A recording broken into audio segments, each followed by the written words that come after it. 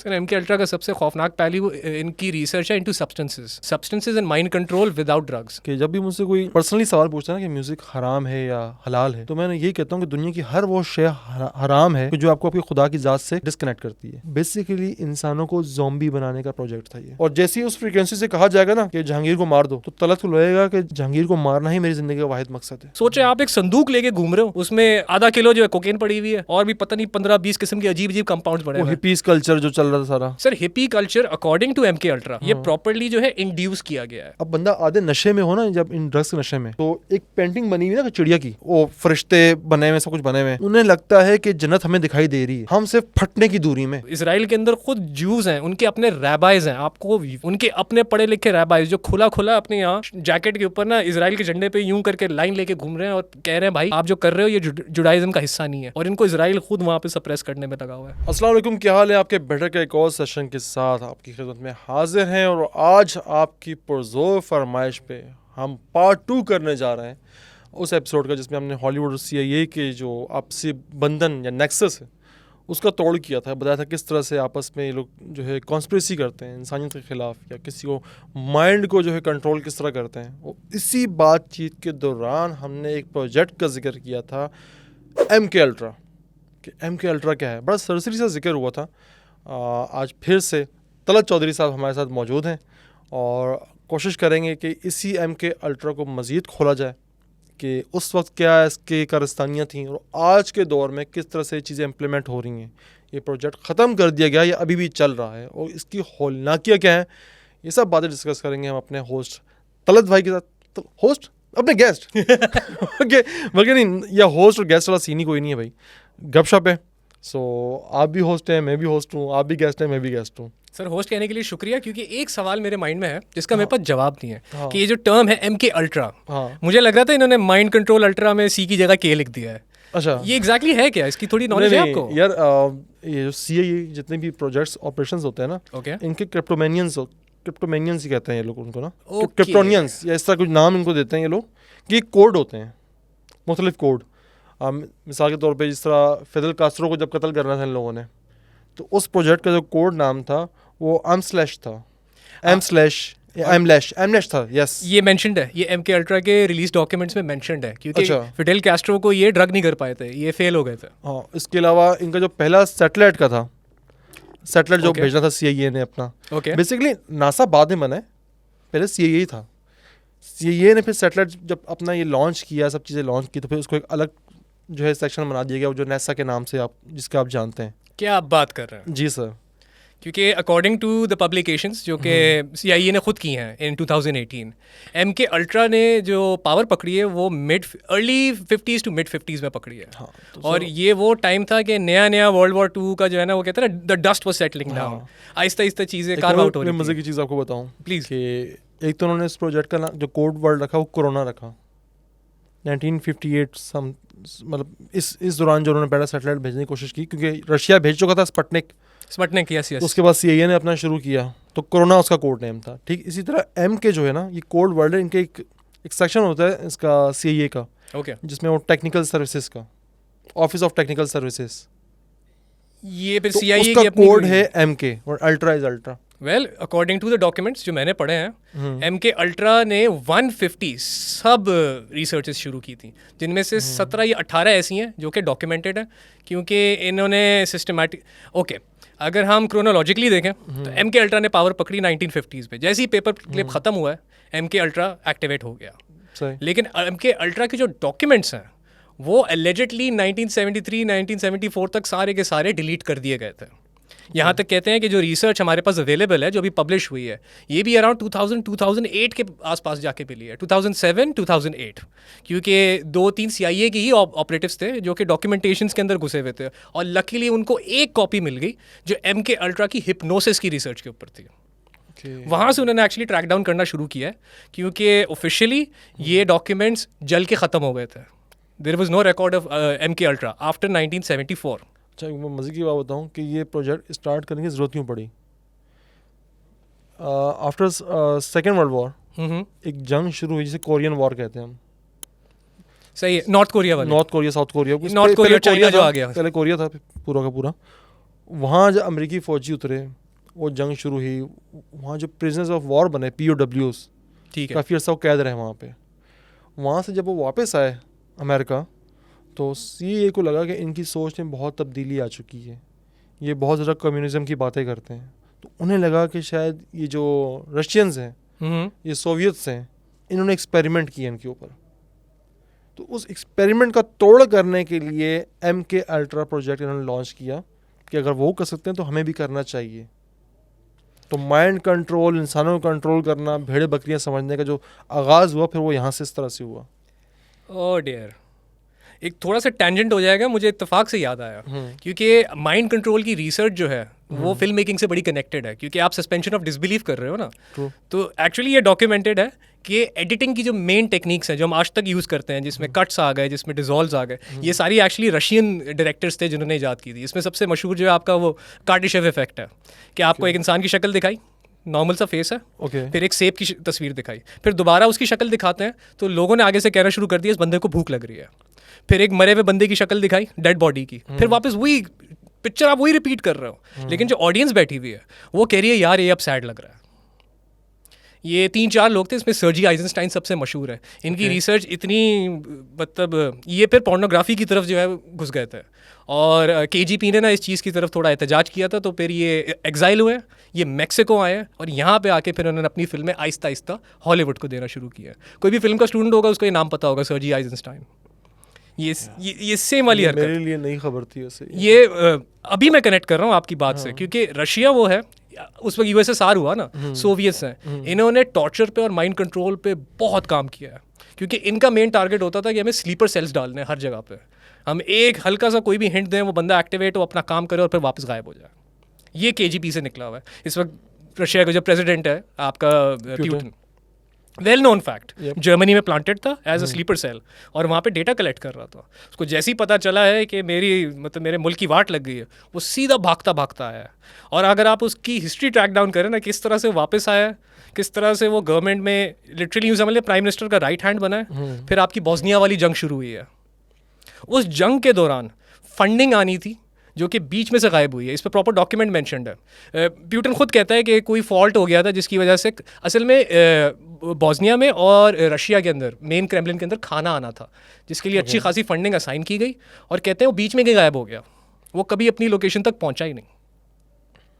और ये होने के with in 2 to 3 years Putin साहब पावर पकड़ना शुरू हो गए थे सर। ये मतलब प्रेसिडेंसी पे आए हैं और अभी तक बैठे हुए हैं। I think he is one of the most longest raining, हमें कहना चाहिए डेमोक्रेटिकली इलेक्टेड पर्सन। डेमोक्रेटिक यार प्रोसेस तो फॉलो कर रहे हैं पूरा। वहाँ तो वैसे भी ये ओलिगार्क्स चलते हैं। Oligarchs, that's the right word, yes. और जब तक प्यूटिन साहब हैं यार, मिसाल के तौर पे मैं कहूँ कि यार मैं 10 साल से चैंपियन आ रहा हूँ, पहले नंबर पे आता हूँ मैं रेस में। कैसे आता हूँ कि बस जैसे ही मुझे लगता है कि यार मुझसे तेज़ भागने वाला कोई आया है, मैं उसको पहले रेस से पहले ही कल्टी करवा देता हूँ। वो पंजाबी कहते हैं ना कि गलियां हो जान सुंजियां ते विच मिर्जा यार फेरे।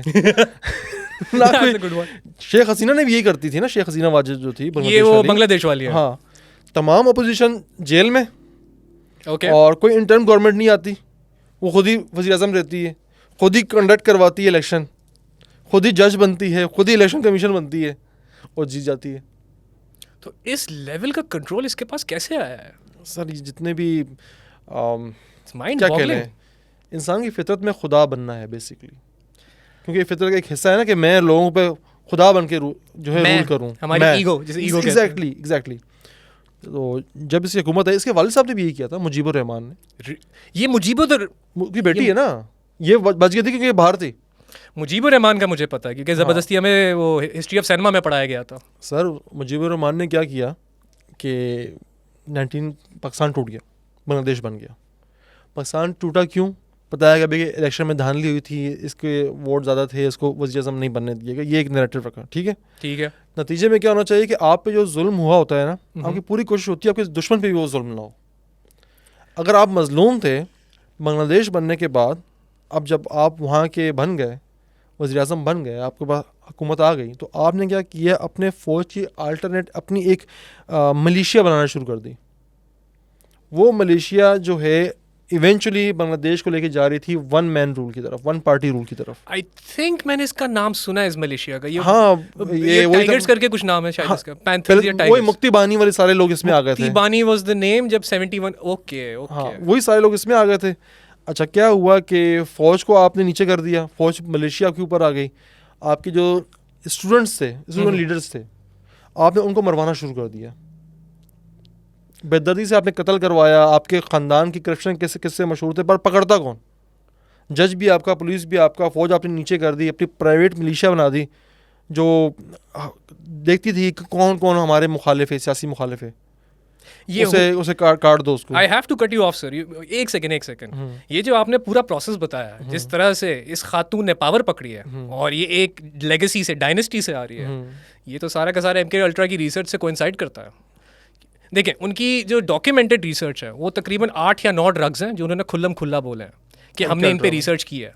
इसमें हेरोइन आ गया, इस वक्त मेडिकली यूज होता है heroin, you know that for a fact, ठीक है। मॉर्फिन इसका जो है एक सिंथेसाइज्ड वर्जन है। इन्होंने मॉर्फिन पे भी रिसर्च की है, फिर इन्होंने रिसर्च की है एम्फेटामीन्स के ऊपर, जिनको आप बेसिकली आज के ज़माने में क्रिस्टल मेथ कहते हो। इन्होंने इतनी मतलब इनके पास कंप्लेंट्स आना शुरू हो गई थी डायरेक्ट यूएस कांग्रेस के पास कि नॉर्मल सिटीजन है वो कह रहे हैं हमें लग रहा है कि हमें एलियंस दिख रहे हैं, हमें वो दिख रहे हैं। उनको जब जाके आपके सर्टिफाइड गवर्नमेंट डॉक्टर्स चेक कर रहे हैं तो पता लग रहा है कि इनका पूरा केमिकल अंदर से कुछ सिस्टम हिला हुआ है, कोई एलियन केमिकल इनके अंदर मौजूद है जो हमारे पास डॉक्यूमेंटेड ही नहीं है।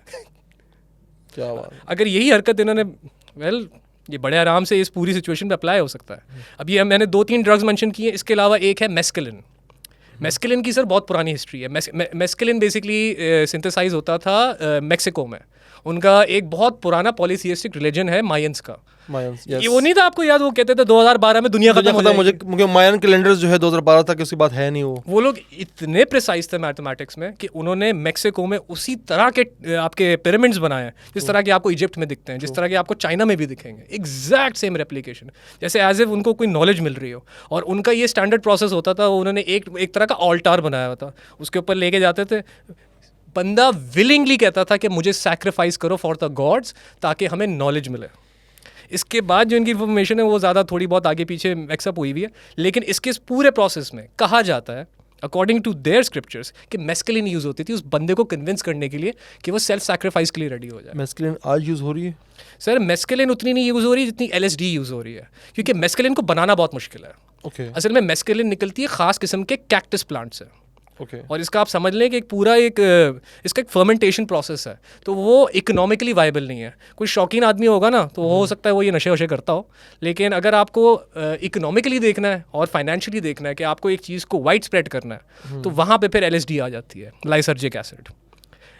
मुझे रिसेंटली पता चला कि लाइसर्जिक एसिड जो है वो सिंथेसाइज किया जाता है। वो एक केमिकल है जो निकाला जाता है एर्गॉट से।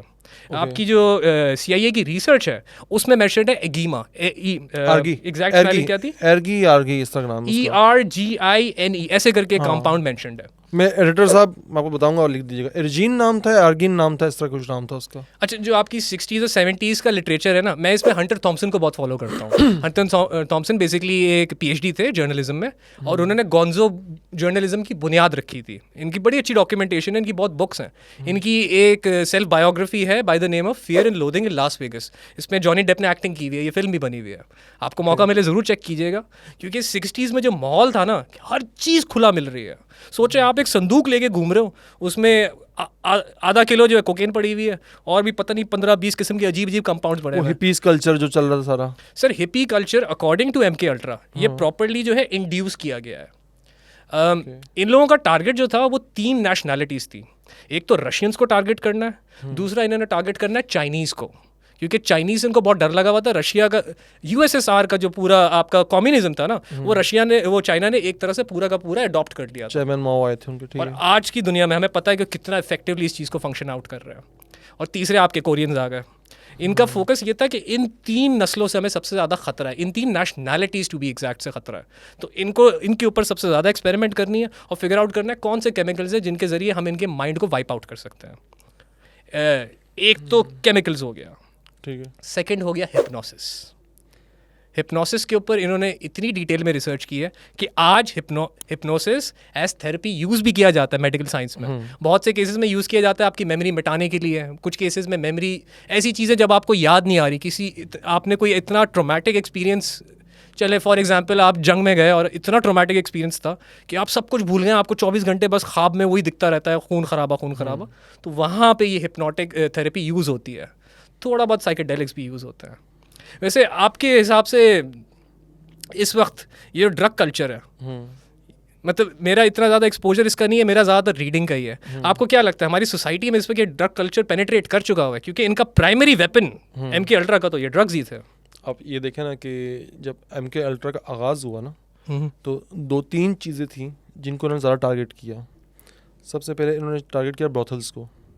ओह यस, ये भी करते थे कि भाई इनकी एक एक्सपेरिमेंट वाली टीम बैठी है सेफ हाउसेस में, क्योंकि बजट अच्छा खासा एलोकेट किया था CI ने, 6% एनुअली सिर्फ इस प्रोजेक्ट को जा रहा था।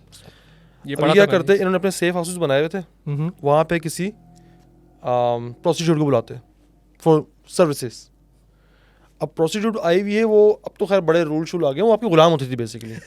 उसको ड्रिंक दे रहे हैं, उसको पता ही नहीं कि उसके ऊपर एक्सपेरिमेंट हो रहा है। अच्छा, दूसरा क्या उन्होंने चीज़ की, दूसरी चीज़ उन्होंने की कि पार्टी कल्चर, ये रेव पार्टीज़, ये सारा सर वहाँ से निकले हैं।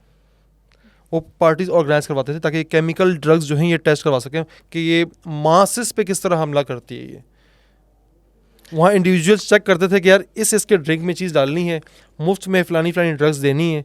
अभी भी आप बहुत सारी मूवीज़ देखते होंगे कि कोई नई ड्रग टेस्ट करनी हो। एक इंडिया की बड़ी फेमस मूवी है गो गोवा गॉन, एक हॉरर कॉमेडी है।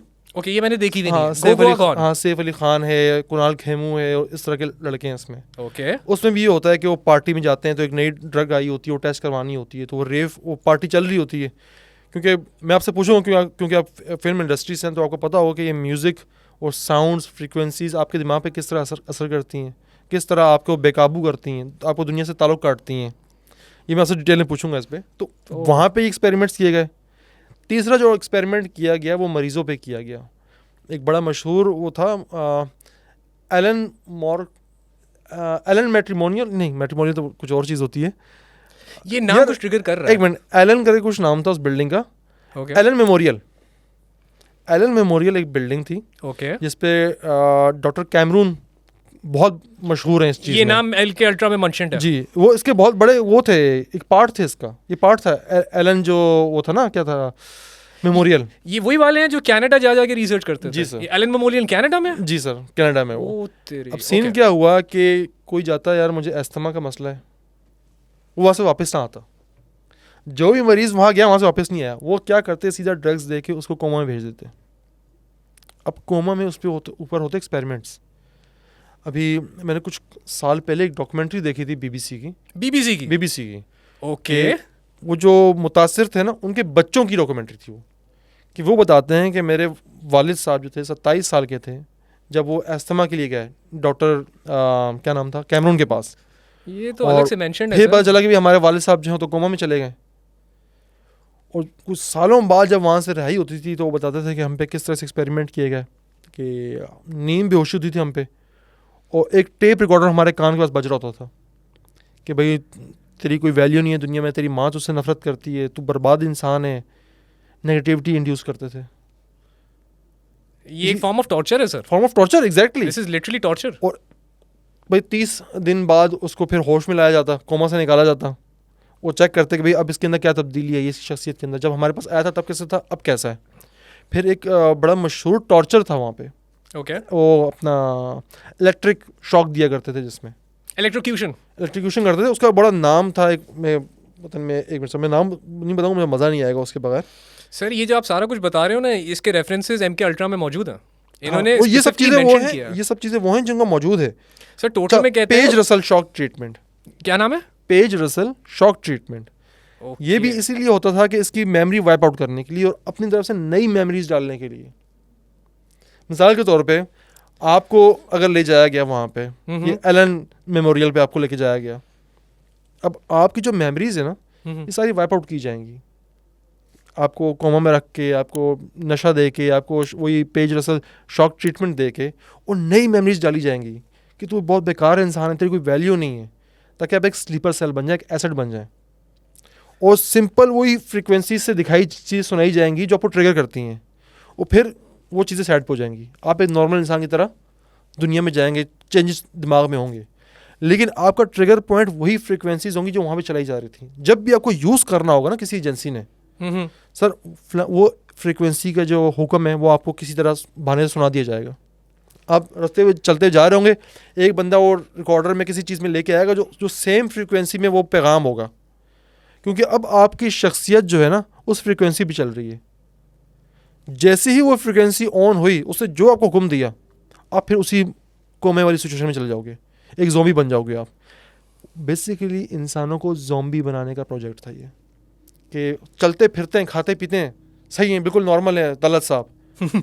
और जैसे ही उस फ्रीक्वेंसी से कहा जाएगा ना कि एक ख़ास हर्ट्स में कि जहांगीर को मार दो, तो तलत को लगेगा कि जहांगीर को मारना ही मेरी ज़िंदगी का वाहिद मकसद है। सर आपने मुझे हिस्ट्री ऑफ साउंड और क्या कहते हैं बेसिक साउंड एस्थेटिक्स याद दिला दिया फिल्म मेकिंग का। अच्छा, इसमें क्या सीन है? असल में बहुत सिंपल करके बताता हूँ। इंसान यूँ समझ लें 20 hertz to 20,000 hertz on an average एक इंसान यही फ्रीक्वेंसी सुन सकता है।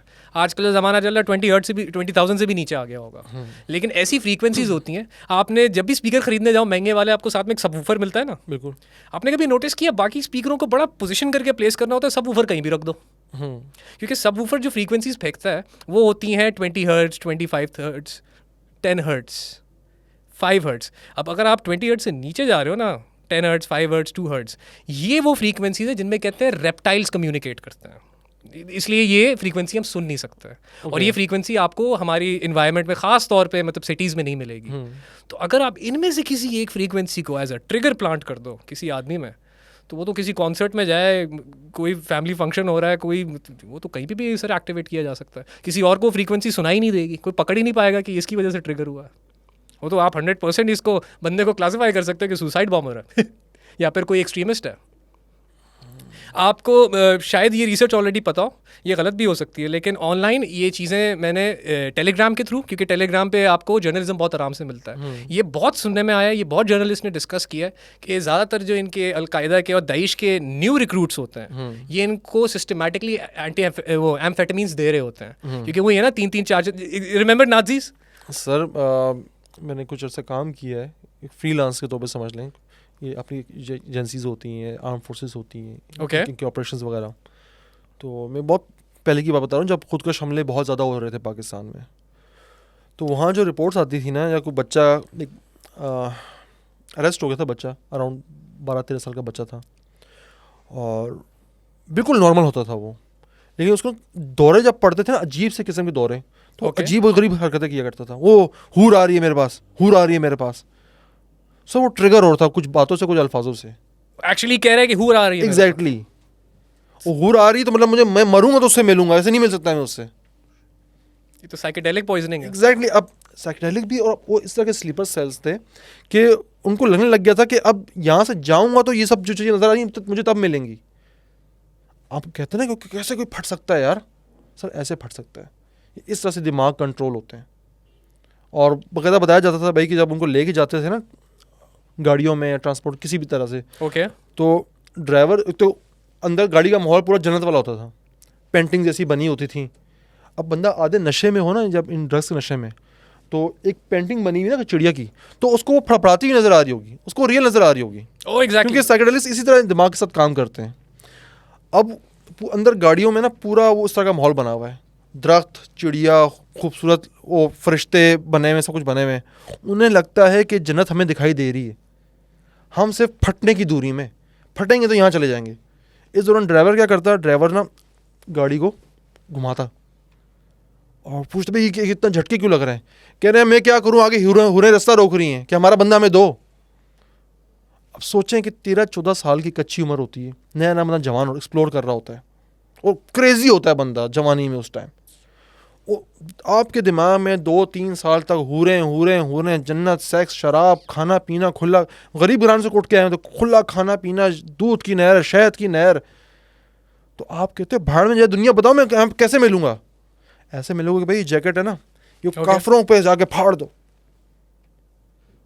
अब जब रास्ते में भी सब चल रहा होगा, हुरें खींच रही हैं तुम्हें, बाढ़ में जाए दुनिया, जब मैं 2 टाइम की रोटी ठीक से नहीं मिलती, हाँ जी, और पहनने को ठीक से कपड़ा नहीं है, रोटी रोटी 50 की मेडिसिन। मैं बादशाह बनने जा रहा हूँ वहाँ पे, तो मैं यहाँ पे क्या कर रहा हूँ?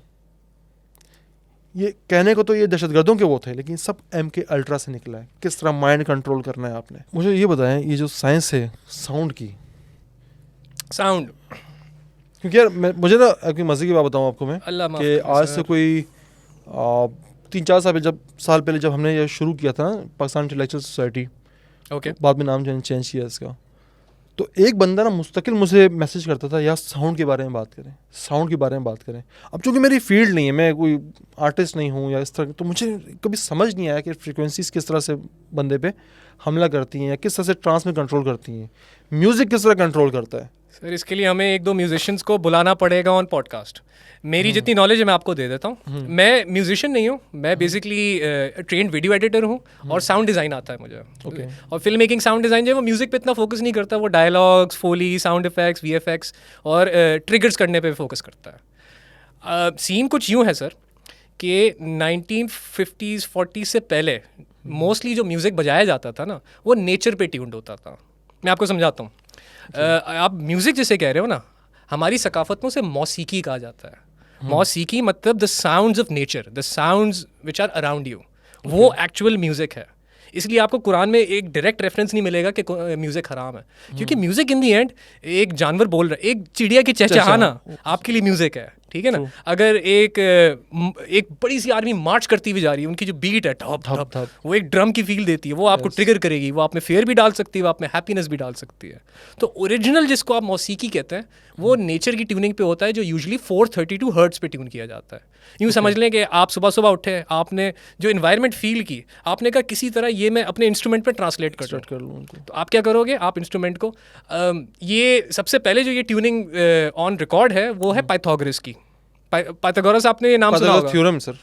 तो उस बंदे ने बेसिकली इसकी बुनियाद रखी, तो उसने अपने स्केल्स निकाले थे जिनको पाइथागोरियन स्केल्स कहा जाता है। ये म्यूजिशियंस आपको सही से बता भी सकते हैं और बजा के भी सुना सकते हैं। Okay. आप सुनोगे ना, आप इन्वायरमेंट से कनेक्ट होना शुरू हो जाओगे, क्योंकि एक तरह से आपकी बॉडी भी एक वाइब्रेशन प्रोड्यूस कर रही है। क्योंकि नॉर्मली आप कहते हैं ना आपका हार्ट 70 या 60 हर्ट्ज के ऊपर जो है क्या कहते हैं पंप कर रहा होता है। इसलिए आपको मोस्टली जो इलेक्ट्रॉनिक म्यूजिक मिलेगा प्राइमरीली वो 120 BPM 130 BPM पे होगा कि हार्ट की डबल बैक हो, ताकि बंदा फौरन जंप अप कर जाए। और जो दूसरी हरकत इन्होंने की है, ये मुझे पर्सनली बहुत बॉदर भी करती है, कि इस पर पूरी दुनिया का जो म्यूजिकल स्टैंडर्ड है कि जो इंस्ट्रूमेंट्स ट्यून करने हैं, आपका ए का नोट होता है बेसिकली जिसमें इंस्ट्रूमेंट ट्यून किया जाता है। फॉर एग्जांपल कि मैं ए पे ट्यून कर रहा हूँ, तब आप वो 432 पे नहीं कर रहे, वो आप 440 पे कर रहे हो। ऐसा क्यों सर? 440 कहते हैं एक डिसोनेंस की फ्रीक्वेंसी है। जब 440 ट्यून्ड म्यूजिक आप पे फेंका जाएगा ना, आप किसी भी रेव में या कॉन्सर्ट में जाके देख लें, अब जितना भी दुनिया में म्यूजिक प्रोड्यूस होता है ना, खासतौर पे डिजिटली या इलेक्ट्रॉनिकली होता है, वो 440 पे जानबूझ के किया जाता है। ऑफिशियली कहते हैं इसलिए करते हैं ताकि स्केल बनाने में आसानी हो, क्योंकि म्यूजिक में बेसिकली मल्टीपल्स का गेम होता है। फ्रैक्शंस में आप जो है ना ऊपर नीचे जा रहे होते हो, तो कहते हैं 440 है ना होल नंबर है, ऊपर नीचे जाना आसान है। अरे भाई, आप नेचर से डिस्कनेक्ट हो रहे हो, क्योंकि ये वाला म्यूजिक आप जब भी सुनोगे ये आपको एनवायरनमेंट से बिल्कुल ब्लॉक आउट कर देगा। यार मेरे अपना ज़ाती थीसिस था, मैं दोस्तों से डिस्कस करता हूँ, वैसे तो नहीं करता, कि जब भी मुझसे कोई पर्सनली सवाल पूछता है ना कि म्यूज़िक हराम है या हलाल है, तो मैं यही कहता हूँ कि दुनिया की हर वो शय हराम है कि जो आपको आपकी खुदा की ज़ात से डिस्कनेक्ट करती है, वो हर वो शय हलाल है जो खुदा की ज़ात से आपको कनेक्ट जोड़ती है। There you go. यहाँ पे आके पता चलता है कि मैंने बहुत सारे देखे दोस्त यार भी हैं जो नशा करते हैं, वो सब टेक्नो म्यूज़िक सुनते हैं। इसका जो मेन नाम है वो है EDM, electronic dance music. EDM music जो है ये आपको इसकी जो फ्रीक्वेंसी, कितनी फ्रीक्वेंसी होती है इसकी? ये स्टैंडर्ड है, आप अपने मोबाइल में डालें ट्यूनर, 432 नहीं है, यूनिवर्सल लेवल नहीं है, 440 है ना, यानी कि ये आपको दुनिया से काटती है, आपकी ज़ात से भी काटती है। इसलिए मैं इसको ठीक नहीं समझता, मेरा ज़ाती मानना है, मैं कोई फतवा नहीं दे रहा इस पे। मैं कह रहा हूँ आप चेक करके देख लें, जो आप कह रहे हो ना ये 100% फैक्ट है, क्योंकि जितनी देर तक आप टेक्नो म्यूजिक सुन रहे हो आप एक फ्लो स्टेट में होते हो, परफेक्ट फंक्शन कर रहे हो, काम मजे से हो रहा है। जैसे ही म्यूजिक बंद होगा ना, आपको इंस्टेंटली चिड़चिड़ाहट फील होगी। मैं खुद टेक्नो म्यूजिक सुनता हूँ सर, क्योंकि कराची का ट्रैफिक इतना गंदा है, उसमें जाना होता है ना, मुझे पता है 440 जो है मुझे एनवायरनमेंट से डिस्कनेक्ट करेगा, तो मैं उसको मैं उसको पॉजिटिविटी में यूज़ कर रहा हूँ कि जब एनवायरनमेंट से डिस्कनेक्ट करना है, इलेक्ट्रॉनिक म्यूजिक सुनो, वो आपको जोन आउट कर देगा। लेकिन जब आप एनवायरनमेंट से डिस्कनेक्ट होते हैं तो फिर आपसे अपनी ज़ात के होके रह जाते हैं। एग्जैक्टली यही होता है, आपकी ईगो इतनी इन्फ्लेट होगी, आपको लगेगा आपसे बेहतर कोई है ही नहीं, आपको लिटरली बॉडी में डोपामिन रिलीज होना शुरू हो जाएगी। डोपामिन वो chemical sir, dopamine is also one of those chemicals जिसके, अच्छा ये मैं अलग से मेंशन करना चाहूँगा, 3 केमिकल्स हैं जो कि साइंस कहती है इंसान के इमोशंस को रेगुलेट करते हैं। ऑक्सीटॉक्सिन है, सेरोटोनिन है और डोपामिन है। अभी तक जो मैंने MK अल्ट्रा की रिसर्च पढ़ी है उसमें ये टर्म्स मिसिंग है, क्योंकि ऑफिशियली कहा जाता है कि MK अल्ट्रा ने 150 सब रिसर्च डिपार्टमेंट शुरू किए थे, उनमें से सिर्फ 17 या 18 हैं जो डॉक्यूमेंटेड है, बाकी सारे कह रहे हैं आग में जल गए। एक और छोटी सी चीज़ यहाँ ऐड करना चाहूँगा, मेरी जो कंप्लीट नॉलेज है ना म्यूज़िक की, सर मैं जिस म्यूजिशियन से भी बात करता हूँ ना वो कहते हैं 60s और 70s में जो म्यूज़िक बना है ना उसके बाद वो फील नहीं आई, मतलब आई ही नहीं। और एक बाकायदा ये भी आप गूगल कर सकते हैं, एक क्लब है जिसे कहा जाता है द 27 क्लब। ओके। मज़े की बात यह है कि इसमें जितने भी लोग हैं ना वो सारे के सारे 27 साल की उम्र में मर गए और सारे के सारे ड्रग ओवरडोज से मरे हैं। इसमें सबसे रीसेंट वाली है एमी वाइन हाउस जो कि मॉर्फिन बहुत ज़्यादा कंज्यूम कर रही थी। अमेजिंग सिंगर, आप उसकी आवाज़ सुनो आपको उसका दर्द फील होगा। अगर आप 60s और 70s में जाओगे तो उस ज़माने में एक होते थे जिमी हेंड्रिक्स। ओके। यहाँ पे आगे मेरी नॉलेज जो है एक्चुअली कंप्लीट हो जाती है, क्योंकि जिमी हेंड्रिक्स के बारे में जब मैंने पढ़ा मैंने कहा मेरे में आगे पढ़ने की हिम्मत नहीं है। ये बंदा LSD इतनी कंज्यूम कर रहा था, इसको यूँ समझ ले CIA ने खुद अप्रोच किया, CIA की डॉक्यूमेंटेशन में कि इन्होंने साइंटिस्ट को अप्रोच किया, इन्होंने मिलिट्री पर्सनल्स को अप्रोच किया। एक तो है ना बगैर आपकी मर्जी के दे रहे हैं, एक बता के दे रहे हैं कि ये साइकेडेलिक है, ये बहुत प्यारा कंपाउंड है, ये आपसे 300-400 नहीं हज़ारों साल पहले से यूज़ हो रहा है, ये आप यूज़ करें अपना कॉन्टेंट बनाने के लिए, अपने म्यूज़िक के लिए, अपनी इंस्पिरेशन के लिए। मैंने जो नाम मेंशन किया हंटर थॉमसन, ये ड्रग्स में इतना घुस गए थे कि एंड में जाके आपका नॉर्मल फिलामेंट बल्ब होता है ना सर, वो बल्ब निकालता था, उस बल्ब के अंदर जो हैलोजन गैस होती थी वो बैठ के उसको इनहेल कर रहा होता था। उसने इतनी LSD कर ली थी कि उस पर काम ही नहीं कर रही थी। और इसमें सबसे मशहूर जिमी हेंड्रिक्स इसलिए है क्योंकि हेंड्रिक्स ने इतना एसिड कर लिया था कि वो लिक्विड फॉर्म में अब उस पर काम नहीं कर रहा था, वो उसको क्रिस्टलाइज करता था, क्रिस्टल्स यूँ हाथ में मल के यहाँ अपने माथे पे ना ब्लेड से कट्स लगाता था और यूँ एसिड मल के उसके ऊपर बैंडाना बांध के फिर स्टेज पे जाता था। ये भी सेम है, 27 की एज पे मरा है। यहाँ से जो मैं आगे बोलूँगा वो मेरी अपनी थॉट है, मतलब पॉसिबल है ये गलत हो, लेकिन आई थिंक ये जो लोग हैं जो 27 पे मरे हैं इनको इतने ज़्यादा ड्रग्स दिए गए कि इन्होंने कोई रियलिटी टच कर ली, इन्होंने कुछ ऐसा फिगर आउट कर लिया जो कि इनको दुनिया को अब बताना ही बताना था, क्योंकि इनको जिस तरह से कंट्रोल किया जा रहा है वो केमिकल्स और हिप्नोसिस के थ्रू किया जा रहा है। इट्स वेरी पॉसिबल कि अराउंड द एज 26-27 हमारी बॉडी में कुछ ऐसा होता है कि हम ग्राउंडिंग की तरफ चले जाते हैं। मतलब वो ये ना पहले बंदा खुला खाता चल रहा है, शपाटर चल रहा है कि यार मुझे किसी की परवाह नहीं है, पहाड़ में जाए सब कुछ, बस मेरा काम होना चाहिए। आई थिंक 26-27 के आसपास कुछ ऐसा आपके अंदर होने लगता है कि आप कहते नहीं कि यार फैमिली चाहिए, अब मुझे स्टेबिलिटी चाहिए, ग्राउंड होना है। अच्छा तलत, मुझे इसमें ऐसा लगता है ना कि मैं यहाँ पे फ्रैंकेनस्टाइन मॉन्स्टर की बात करूँगा। वेरी नाइस पॉइंट कि you can create a monster but you can't control a monster. आप ये जितने भी लोग हैं जिनको आप ड्रग्स के जरिए कंट्रोल कर रहे हैं, जो भी कर रहे हैं, आप इनको मॉन्स्टर्स तो बना सकते हैं, लेकिन इनको आप रिवर्सल इनका कोई नहीं है। ये एक वक्त आता है, एक सर्टेन एज आती है कि आप एक कंट्रोल से बाहर चले जाते हैं। अब ये इनको जो नापसंद है ना, चाहे इल्यूमिनाती हो, फ्री मेसन्स हो या CIA वगैरह जो भी कोई हो, इनको जो सबसे ज़्यादा नफरत है ना, ये उस शख्स से नफरत है जिसको ये कंट्रोल ना कर सकें, चाहे वो इनका अपना बनाया हुआ है कि मोहरा क्यों ना हो। और जब इनको लगता है कि हाँ ये सर्टेन एज है, इसमें हार्मोनल चेंज इस तरह के आते हैं इंसान की बॉडी के अंदर कि जब उसमें ड्रग्स इंड्यूस होती है तो वो कंट्रोल नहीं रहता, वो कुछ भी बोल सकता है, कुछ भी कर सकता है, तो उसको मार दिया जाता है। ये मेरी अपना एक थीसिस है, बट मुझे ऐसा लगता है। क्या कहते हैं, मेक सेंस करता है ना। हाँ। क्योंकि जिन लोगों को कंट्रोल कर पाए, अब आप इसमें अगर आप देखना चाहें तो आप माइकल जैक्सन को देख सकते हैं, क्योंकि माइकल जैक्सन वो बंदा है जो कहते हैं उससे इंस्ट्रूमेंट नहीं बचता था, लेकिन हर इंस्ट्रूमेंट की आवाज़ वो अपने मुंह से निकाल लिया करता था। जब तक वो सोसाइटी के साथ, कल्चर के साथ, गवर्नमेंट के साथ चलता रहा है तो बहुत पॉपुलर रहा है। फिर अचानक से वो बैक एंड पे चला गया। उसकी आखिरी एल्बम जो आई थी उसने अकेले खुद ही प्रोड्यूस की थी, म्यूजिशियंस को, इसकी वीडियोस है बाकायदा बैठ के इस तरह मुंह से पूरी ट्यून बता रहा है और वो बंदा फिर इंस्ट्रूमेंट्स पे निकाल रहा है। मतलब इतना जीनियस आदमी जो म्यूजिक में इस पॉइंट तक पहुंच गया कि उसके लिए हर चीज़, मतलब 15 मिनट के अंदर पूरी कंपोज ट्रैक दिमाग में बना लेता है। अब उसे सिर्फ इंजीनियर को बताना है कि इसको मैन्युफैक्चर कैसे करना है। उस पर पेडोफिलिया के इल्ज़ाम लग रहे हैं और अचानक से अपने घर में मिलता है मरा हुआ ड्रग ओवरडोज से। आई थिंक उम्र के अच्छे खासे पॉइंट तक वो कंट्रोल हो गया। एंड का जो पॉइंट आया जब इनकी मैक्सिमम पॉसिबल रिसर्च और टेक्निक्स भी उस पर काम नहीं कर रही थी, तो फिर उनको अनफॉर्चुनेटली उसको मारना ही पड़ा। पहले उस पर पेडोफीलिया का इल्ज़ाम लगाया, क्योंकि पेडोफीलिया के लिए ओके MK अल्ट्रा की एक डेडिकेटेड रिसर्च ये भी है कि ऐसे सब्सटेंसेस ढूंढ, अब ये ड्रग्स नहीं है, अब ये ऐसे सब्सटेंसेस हैं जो कि डिटेक्ट ना हो सके, जो आपको पानी में मिला के या एरोसोल स्प्रे करके या ऐसी कोई आपको बस यूं करके टच करे और आपकी बॉडी एब्जॉर्ब कर ले। और इन सब्सटेंस के जरिए सर दो मेन चीज़ें हैं। सर क्या याद करा दिया आपने मुझे, क्या याद करा? ये अपना हमास के जो इस्माइल हनिया इनकी शहादत हुई अभी ईरान अभी के अंदर। रिसेंटली हुई है सर इन पे एक इसी तरह का असैसिनेशन अटेम्प्ट हुआ था, कोई स्प्रे किया गया था इन पे बैरूत में बैक इन 96। ये तो रिसर्च 1950s की है सर। और उसका कोई वो भी नहीं था, एंटीडोट भी नहीं था उसका कोई, वो बिस्तर मर्ग पे थे। और उस वक्त में खामे लेबनान के बादशाह जो थे, Okay. किंग थे वहाँ के, उन्होंने कुछ इजरायली पकड़ लिए वहाँ पर। वो कहा हम इनको मार देंगे या इस तरह कोई इनकी डील हुई फिर इजराइल के साथ।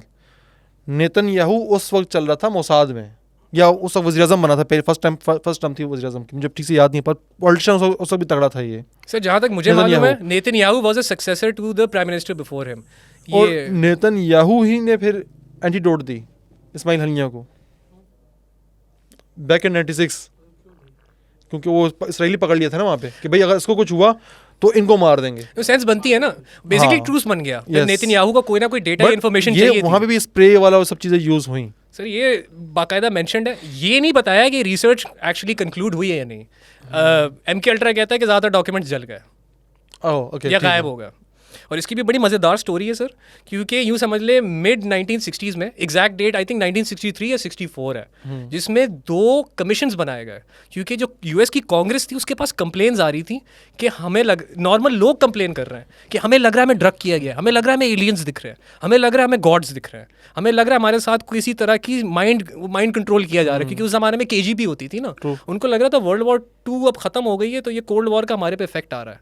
तो US कांग्रेस ने बेसिकली 2 कमीशंस बनाए थे, नाम चेक कीजिएगा।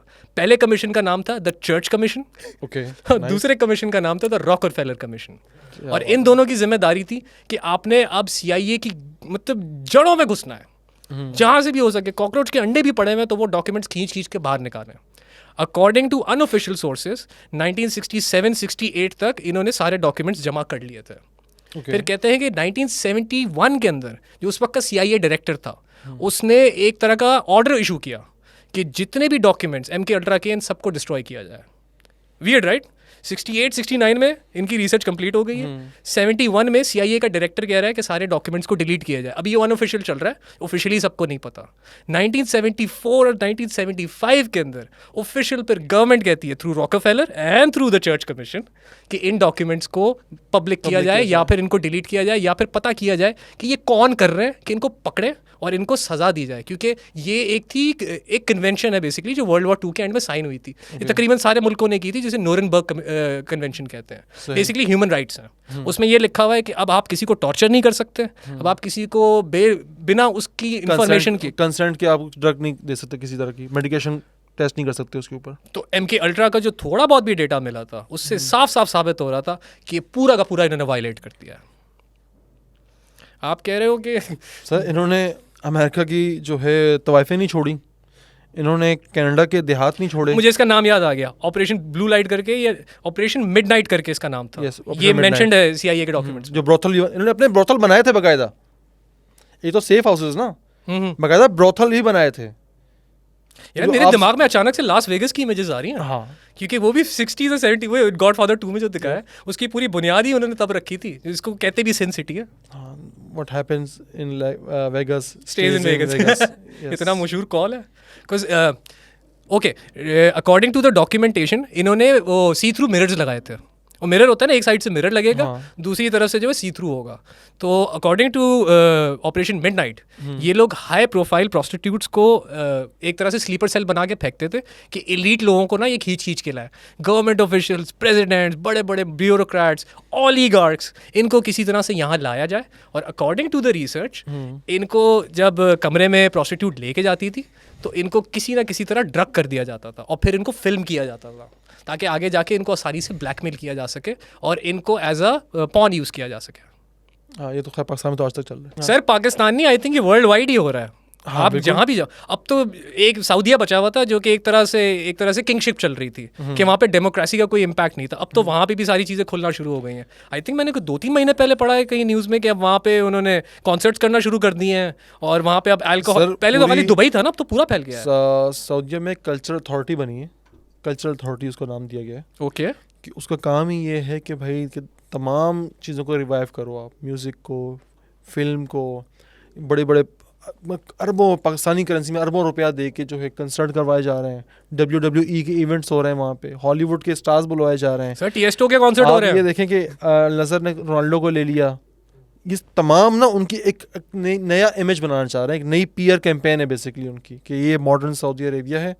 और अब आप आएँ सऊदी अरब में, आपको ख़वातीन ड्राइव करती हुई मिलेंगी, कॉन्सर्ट्स में डांस करती हुई मिलेंगी, एंड ये चिल सीन बनाया जा रहा है बेसिकली वो एक तरह से डेमी गॉड्स को इंपोर्ट कर रहे हैं सेलिब्रिटी का लेबल लगा के। ह्यूमन यूज ऑफ डेमिगॉड्स, तमाम चीज़ें वहाँ पे आ रही हैं अब।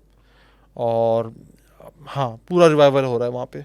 और ऐसा नहीं कि उसको मुखालफत का सामना नहीं करना पड़ रहा, सलमान को शदीद मुखालफत का सामना करना पड़ रहा है, अंदर से लोग उठते भी हैं, बट सब कुछ कंट्रोल्ड है, स्टेट कंट्रोल्ड है, तो वो अंदर ही अंदर गायब कर दिए जाते हैं, मार दिए जाते हैं।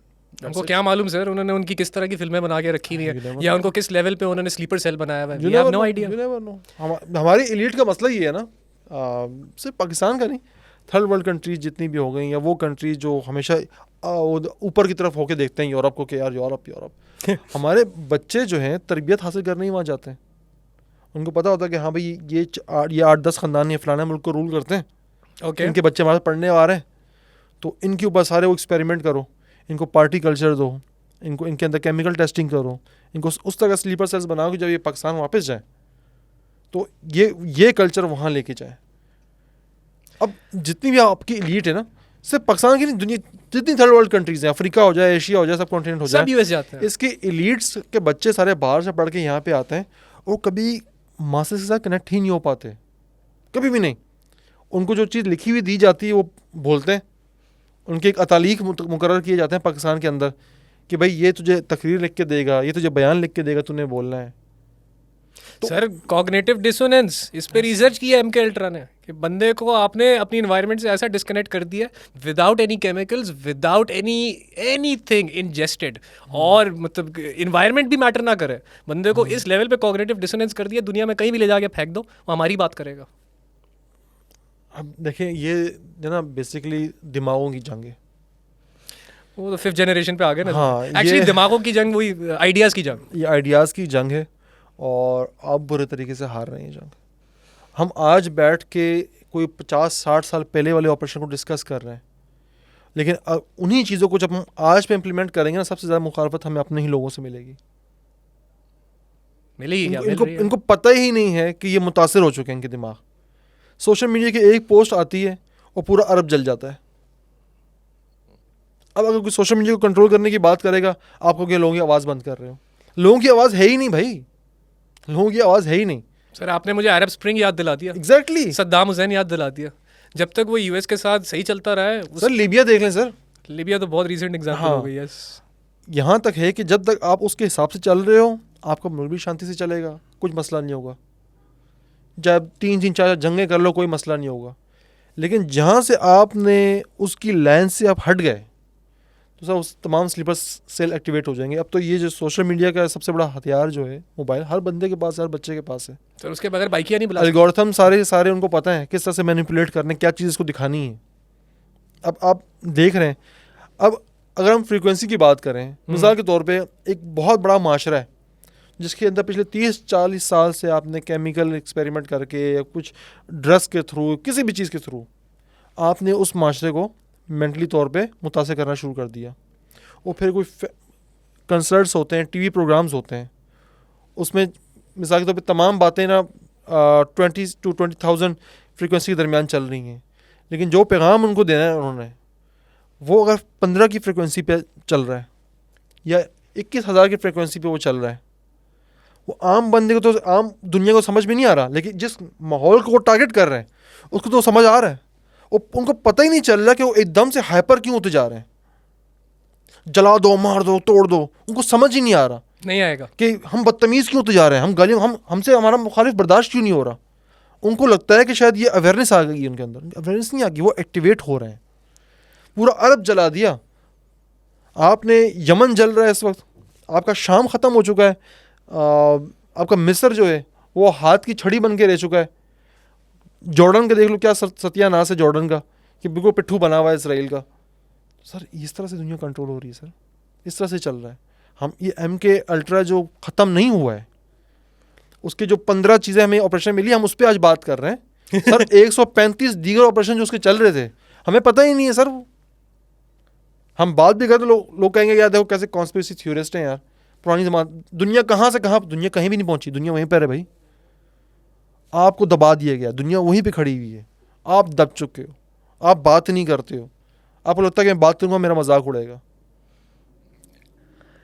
हम तो मीडिया के ट्रेंड है सर, मजाक उड़ाने के लिए हम जाते हैं कि स्टैंड अप कॉमेडी हो जाए, शायद इस थोड़े थोड़े पैसे वैसे आ जाए। वो वाली फियर हम में से निकाल दी हुई थी।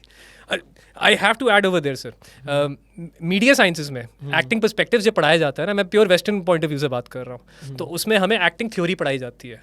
मज़े की बात यह है कि 2 थ्योरीज हैं जो कि वर्ल्ड वाइड इस वक्त मानी जाती हैं कि हर एक्टर को ये पता होना ज़रूरी है। एक कहलाती है मेयर होल्ड, एक कहलाती है स्टैनिस्लावस्की। नाम देख रहे हैं सर, दोनों रशिया से निकली हुई हैं। ऐसा क्यों? ये रशियन डायरेक्टर्स के नाम है जिन्होंने ये थ्योरीज बेसिकली पेन डाउन की थी as a proper document and as a process. बहुत सिंपल करके बताता हूँ। मेयर होल्ड और स्टैनिस्लावस्की एक कह रही है कि आप अपने अंदर कैरेक्टर को बनाओ।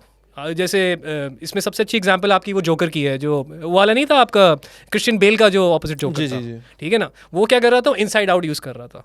उसने जोकर का कैरेक्टर अपने अंदर बना लिया, उसने अपने आप को यकीन दिला दिया कि मैं वाकई में ये जोकर हूँ। नाम क्या था वो इसका जो मर भी गया था यार? Heath Ledger. ये कहलाती है इनसाइड आउट। फिर एक दूसरी है जिसे कहते हैं आउटसाइड इन।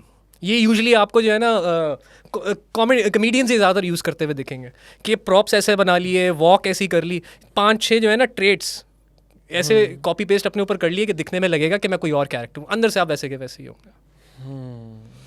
ये दोनों टैक्टिक्स जो है ये रशिया से इम्पोर्टेड है, क्योंकि ये जिन 2 बंदों ने बनाई थी वो खुद बहुत बुरे एक्टर्स थे।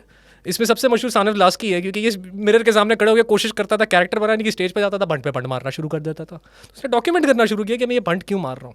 उसका सेल्फ बिलीफ अपने अंदर इतना स्ट्रांग था कि मेरी अपनी जो ईगो है वो इतनी इन्फ्लेटेड है कि कोई भी और कैरेक्टर को अपने अंदर इंड्यूस करने की कोशिश करता था वो जाता ही नहीं था। तो इसलिए वो डायरेक्टर बहुत अच्छा बन गया, लेकिन एक्टर कभी अच्छा नहीं बन सका। तो भाई अगर मैं आपसे पूछूं कि MK अल्ट्रा का सबसे खौफनाक पहलू जो आपको लगता है कि यार ये सबसे खौफनाक पहलू है? सर MK अल्ट्रा का सबसे खौफनाक पहलू इनकी रिसर्च है into substances and mind control without drugs. क्योंकि विदाउट ड्रग्स अगर आप माइंड कंट्रोल कर रहे हो तो इस वक्त भी पॉसिबल है कि सैटेलाइट एक फ्रीक्वेंसी फेंक रही हो, हाँ आप और हम बैठ के बात कर रहे हैं और हम कंप्लीटली उनके कंट्रोल में हैं। ये रिसर्च इन्होंने mid-60s के अंदर जो है अच्छी खासी फिगर आउट कर ली थी। आई थिंक नासा को भी इन्होंने ही काफ़ी हद तक इनिशिएट किया, राइट? CIA का बनाया प्रोजेक्ट है NASA basically. There you go. जब सैटेलाइट वॉर शुरू हुई तो फिर उसके बाद CIA ने दिया, CIA ने GPS जो है CIA ने दिया सर आपको। इस वक्त दुनिया में इंटरनेट CIA ने दिया है, इंटरनेट CIA ने दिया। और जो दूसरी सबसे ख़तरनाक बात है वो है सर आपकी आईवी लीग यूनिवर्सिटीज़।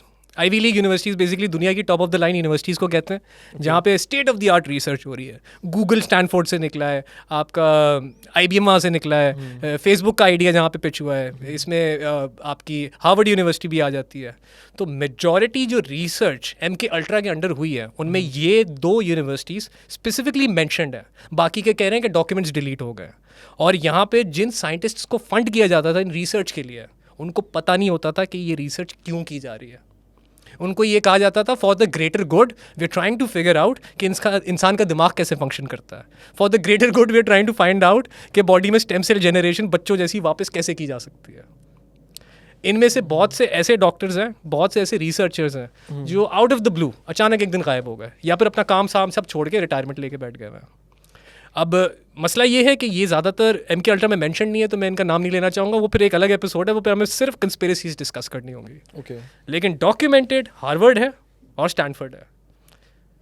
ये वो जगह भी है जहाँ पे साइकोलॉजी, बड़े नाम है ये, कितने बड़े नाम है ये। स्टैनफोर्ड इस वक्त दुनिया की नंबर 1 यूनिवर्सिटी मानी जाती है। अगर आपको एंटरप्रेन्योर बनना है ना, वहाँ पे आप 6 महीने का कोर्स ले लो।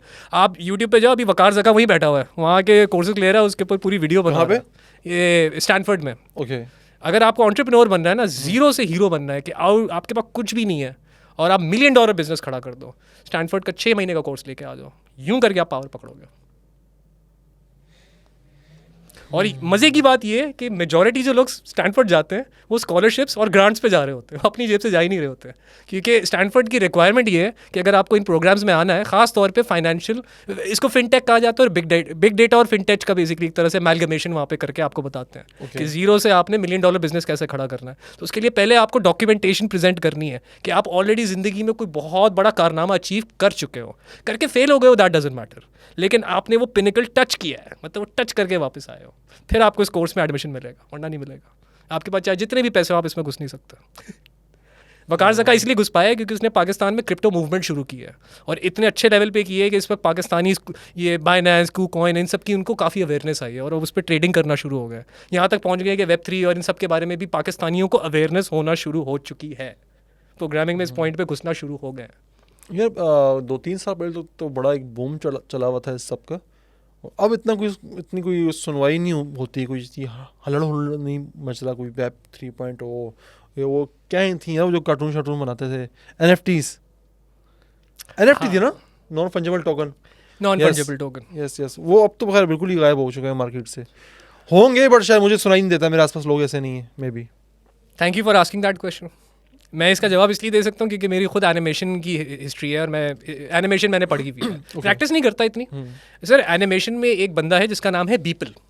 ओके, बड़ा मशहूर नाम है ये, आप इसकी अपनी वेबसाइट है जिसका नाम है beeple-crap.com। ओके, अब बीपल जो है ये उसका हैंडल है, और ये कम से कम 15 साल से एनिमेशन कर रहा है। और ये क्या करता है, ये कोई एनिमेशन बनाना इंतहाई ख्वारी का काम है सर। अगर आपको फॉर एग्जांपल मेरी मूवमेंट बनानी है ना, तो ये एक एक फ्रेम ड्रॉ करना पड़ता है, इसको बेसिकली रिगिंग कहते हैं। उसने अपनी 15 साल की जितनी एनिमेशंस बनाई है ना, सबका एक एक फ्रेम लिया, उसकी एक बड़ी सी इसने इमेज बनाई, और वो उसने एज एन NFT पोस्ट कर दी कि मैं इसको बेचना चाहता हूँ।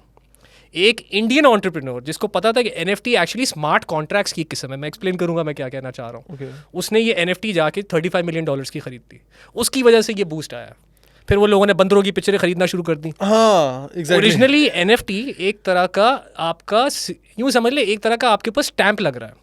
NFT का फ़ायदा ये है कि अगर आपने कोई डिजिटल प्रोडक्ट बनाया है और आप उसको मार्केट में बेचते हो और वो पायरेट हो जाता है, तो आप उस प्रोडक्ट के अंदर जाके चेक कर सकते हो कि उस पर NFT का जो इनग्रेम है वो लगा हुआ या नहीं लगा हुआ। इस तरह बहुत आसानी से पायरेसी को कंट्रोल कर सकते हो। ओरिजिनल काम इसका ये था।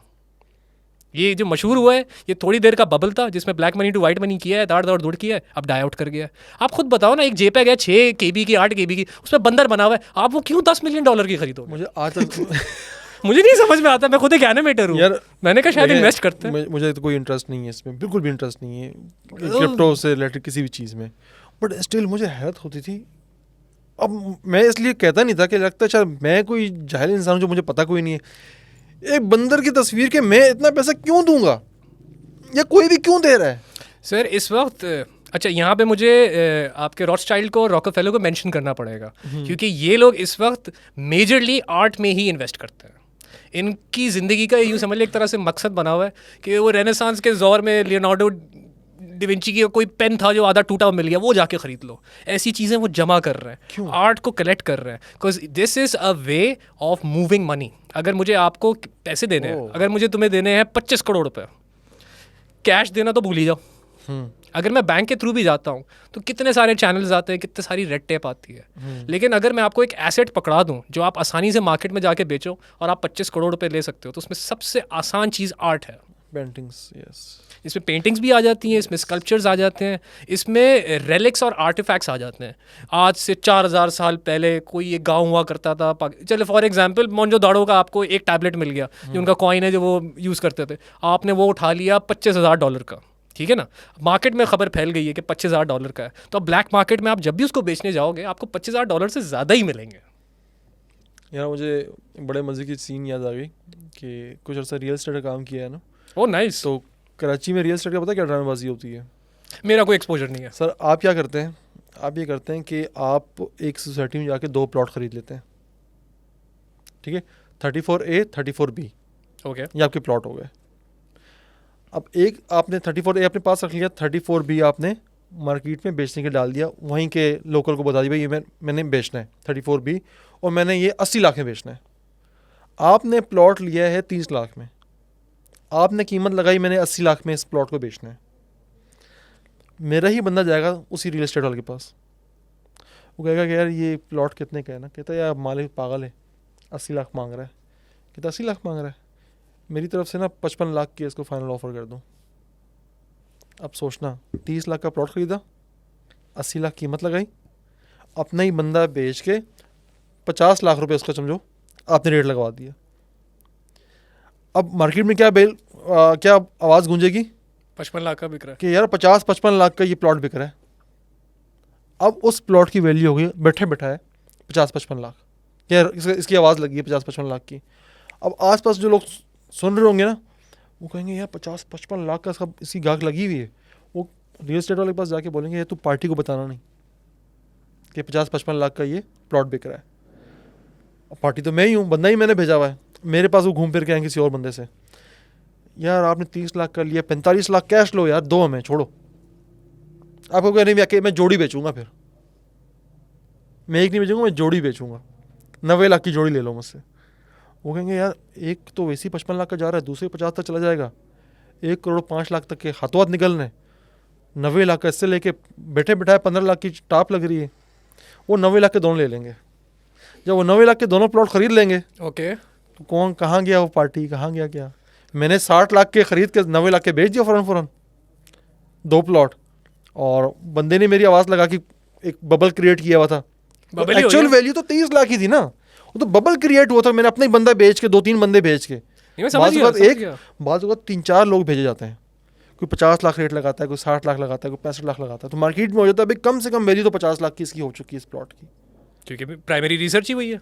ठीक इसी तरह आर्ट में जो चल रहा है, आर्ट तो खैर वो टैक्सेस को बचाने के लिए भी है कि मैंने ये पेंटिंग खरीद ली अपनी किसी जानने वाले से, 5 करोड़ की इमेजिनरी प्राइस लगा दी इसकी, वो मैंने जो है दान कर दी किसी म्यूज़ियम को या किसी चर्च को, वो पर्ची बनवा ली कि 5 करोड़ का मैंने टैक्स दे दी, उधर टैक्स माफ़ी।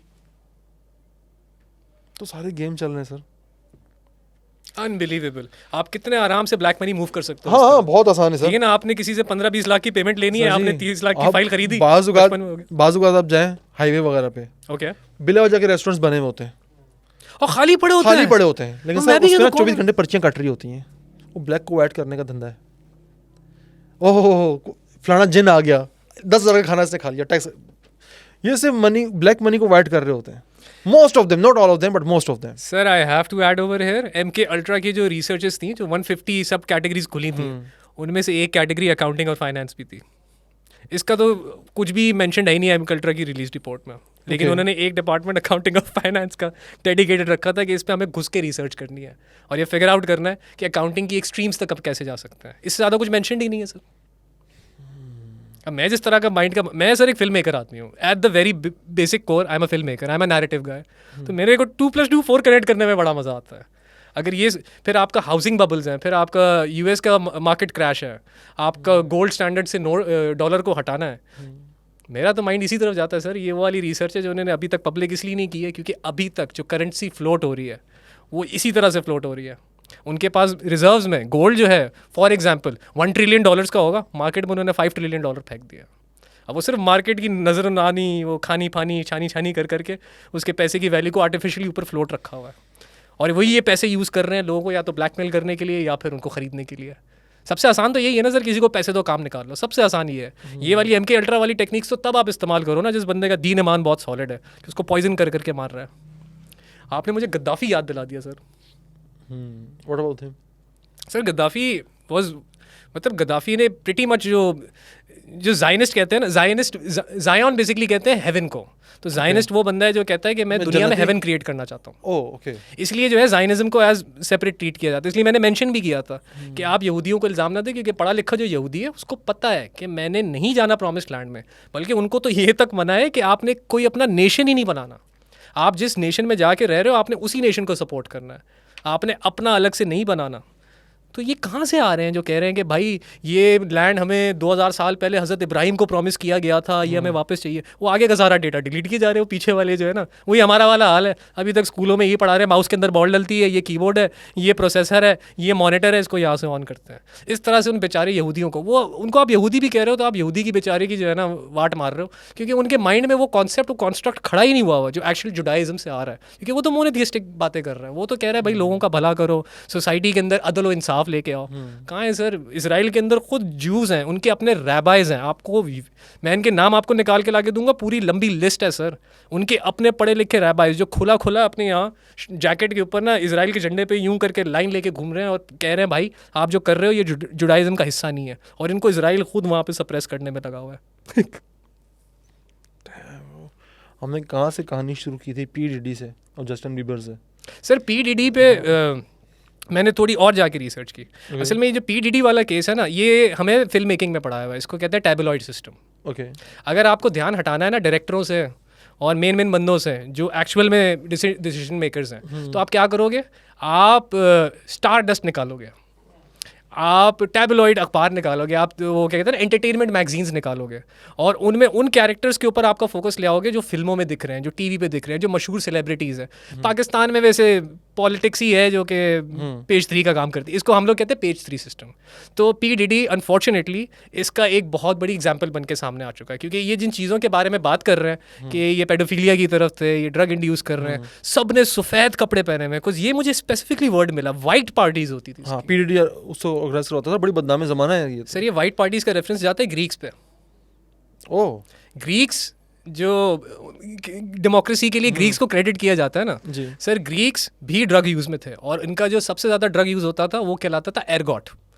उसी की बेसिकली एक डेरिवेशन एर्जीन है जो कि यहाँ पे CIA की रिसर्च में मेंशन्ड है। और मज़े की बात यह है कि एर्गॉट एर्गीन में से ही LSD सिंथेसाइज किया जाता है। ग्रीक्स वाइट कपड़े पहन के अपने गॉड के बड़े बड़े मुजस्मों के, वो अल्टार्स कहलाते थे, अल्टार्स के पास बैठ के ये साइकेडेलिक्स कंज्यूम करके नॉन स्टॉप डिस्कशंस किया करते थे, और कहते थे देखो हमारा गॉड भी हमसे एग्री कर रहा है, ये देखो हमारा गॉड हमसे डिसएग्री कर रहा है। इसी मतलब ऑन गोइंग प्रोसेस के थ्रू उन्होंने हर चीज़ को जो है ना इतना ज़्यादा उनकी डेमोक्रेसी एक पॉइंट पे आगे फेल होना शुरू हो गई थी, क्योंकि वो फिर जंगे हारना शुरू हो गए थे और उनके पास नया लैंड नहीं आ रहा था।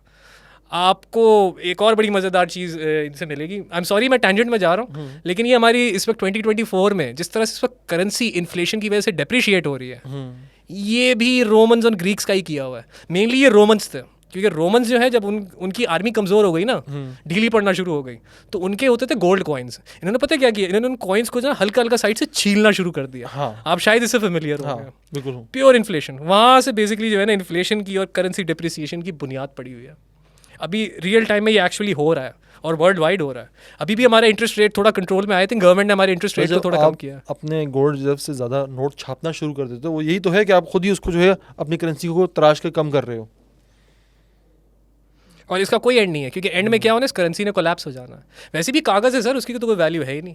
और अगर वर्ल्ड वाइड लेवल पे कोई जंग शुरू हो जाती है तो आप इस करेंसी की बेस पे जंग लड़ोगे। आपके पास तो कोई रिजर्व्स ही नहीं है, ना आपके पास गोल्ड है, ना आपके पास और कोई चीज़ है। आप ये फॉरेक्स पे चल रहे हो कि इसकी बेस पे हम बेसिकली एक वेल्दी नेशन है। सर मुझे डिजिटल करेंसी से बड़ा खौफ महसूस होता है, और जायज़ है, और इसलिए होता है कि आपसे यहाँ पे चले जाएं कि यूक्रेन रशिया वॉर शुरू हुई, तो जितने भी डिजिटल करेंसी, ये जो डिजिटल पेमेंट्स वाले होते हैं, वीज़ा हो गया, मास्टर कार्ड हो गया, इस तरह के जितने भी बड़े बड़े जो है क्या क्या कह सकते हैं ग्रुप्स समझ लें सर, मैं कहता हूँ कॉन्ग्लोमरेट्स सर, क्योंकि मल्टीपल कॉन्टिनेंट्स पे बैठे हुए हैं। इन्होंने क्या किया, इन्होंने रशिया के साथ सर्विसेज बंद कर दी।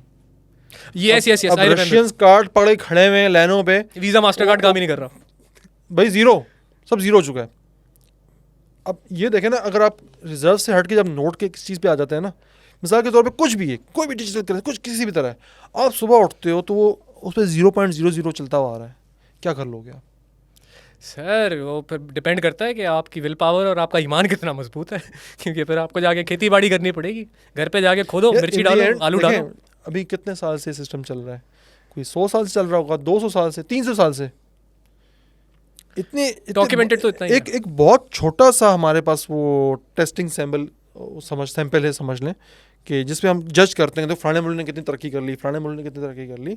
कम से कम भी किसी मुल्क या किसी निज़ाम को जांचने के लिए आपको 100-150 साल चाहिए होते हैं कि आप देखो 100-150 साल वो कहाँ से खड़ा, वो कहाँ तक पहुँचा। यहाँ पे यूरोप आपको पिछले 60 साल से यकजा मिल रहा था, तो अभी देखो कैसे मिलजुल के रह रहे हैं। सर इंग्लैंड अलग हो चुका है, यूक्रेन वॉर आ गई है, यूक्रेन को खड्डे लैंड उन्होंने डाल दिया है। आने वाले वक्तों में आप देखोगे जर्मनी अलग होगा, फ्रांस अलग हो जाएगा, क्योंकि ये ज़ुबान की बुनियाद पे खड़े मुल्क हैं और बड़े कॉम्प्रेस किस्म के मुल्क हैं। और जिस तरह से राइट मूवमेंट्स जो हैं, राइट विंग स्ट्रॉन्ग हो रहा है पूरे वेस्ट में, ये बबल भी जो है आने वाले 20-30 सालों में फट जाएगा। मुझे लग रहा है शायद जल्दी ही फट जाए। हाँ। लेकिन हाँ, ऑन एवरेज जिस स्पीड में अभी चल रहे हैं 20-30 साल में कोई मुल्क कुछ नहीं बचेगा, कुछ नहीं होगा। आई थिंक ये जो आपने बात कही ना, दिस आई जस्ट कनेक्टेड 2+2=4 के ज़ुबानों से कौमें बनती है। एग्जैक्टली। क्योंकि हिब्रू जो है वो एक डेडिकेटेड जुडाइज़म की ज़ुबान है। इस चीज़ को भी बहुत अब्यूज़ किया गया है कि भाई आपकी ये ज़ुबान है, आपका जो इलाका है वो भी डिफ़ाइन होना चाहिए कि अगर तुम्हारी ज़ुबान हिब्रू है तो फिर वहीं जाके बैठो जहाँ से तुम्हें हिब्रू मिली थी। सही। क्या कहते हैं तल भाई, यहीं पे एंड करें इसको, आज के पार्ट को? सर हमने अभी जो है MK अल्ट्रा के 4 सब कैटेगरीज को छेड़ा है। ओके, क्या करेंगे पीछे? जैसे आप बोले एंड करते हैं। पीछे क्या रहेगा? अभी हमारे पास मेनली हिप्नोटिज्म रह गया। हिप्नोसिस के जरिए किस तरह से एक माइंड कंट्रोल किया जाता है, और एक आप में एनर्जी है तो हम इसको चला सकते हैं, कोई इशू नहीं है। यार हिप्नोसिस को पूरा एक अलग पता है पॉडकास्ट में क्यों देना चाहूँगा, क्योंकि इन्होंने जो केमिकल की रिसर्चेज है ना वो अचानक से बंद कर दी थी और हिप्नोसिस पे सारा फोकस कर दिया। हिप्नोसिस पे जब फोकस किया है तब हॉलीवुड ने पावर पकड़ी है। तो पार्ट 3 हिप्नोसिस पे कर लेते हैं। पार्ट 3 हिप्नोसिस पे करना होगा, क्योंकि हिप्नोसिस एक ऐसी चीज़ है जो इस वक्त पार्ट 3 में इसको डिस्कस करते हैं। ठीक है, हिप्नोसिस की बहुत ब्रांचेस हैं। आई होप आपने जो आज की एपिसोड देखी होगी आपको मज़ा आया होगा। कोई सवाल पूछना है तो आप कमेंट्स में पूछ सकते हैं। तलत भाई भी देख रहे होते हैं, वो जवाब दे देंगे। मैंने देखा, मैं जवाब दे दूंगा। और इंस्टा आईडीज़ मेंशन कर दूंगा मैं डिस्क्रिप्शन में। तलत भाई की भी होगी, मेरी भी होगी। तो कोई और पर्सनल सवाल करना है तो आप वहाँ कर सकते हैं। फॉलो कीजिएगा, लाइक कीजिएगा, सब्सक्राइब कीजिएगा चैनल को। आपसे मुलाकात होती है नेक्स्ट एपिसोड पे इंशाल्लाह। पार्ट 3 जो उसका आएगा इंशाल्लाह हिप्नोसिस पे करेंगे। फिलहाल तो हिप्नोसिस दिमाग में आया हुआ है, इसके अलावा और भी चीज़ें उसके अंदर ऐड हो सकती हैं, तो ताकि एक कंक्लूड कर लें मेरे ख्याल में MK अल्ट्रा को अगले एपिसोड में। क्या कहते हैं आप?